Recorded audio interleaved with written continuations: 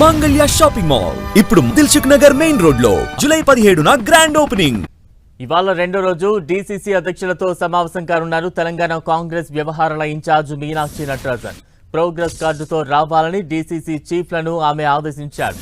Party జిల్లా అధ్యక్షులుగా నియమితులైన తర్వాత వారు చేపట్టిన కార్యక్రమాలు, రాబోయే రోజుల్లో చేపట్టబోయే ప్రోగ్రామ్స్, సర్వ్ ప్రక్రియ సాగుతున్న తీరు, పార్టీలో సమన్వయం, ప్రభుత్వ పథకాల అమలులో వీరి పాత్ర, ఇతర అంశాలపై డీసీసీ అధ్యక్షుల నుంచి వివరాలు తెలుసుకోనున్నారు.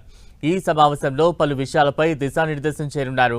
రేపు మంత్రులతో మీనాక్షి భేటీ కానున్నారు.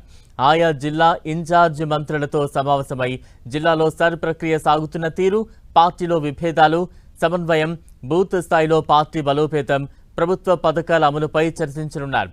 మొదటి రోజు సమావేశంలో కాంగ్రెస్ నేతలకు కీలక సూచనలు చేశారు. ఎవరైనా సరే పార్టీ లైన్కు కట్టుబడి ఉండాల్సిందేనని, లేదంటే కఠిన చర్యలు ఉంటాయని మీనాక్షి నటరాజన్ హెచ్చరించారు.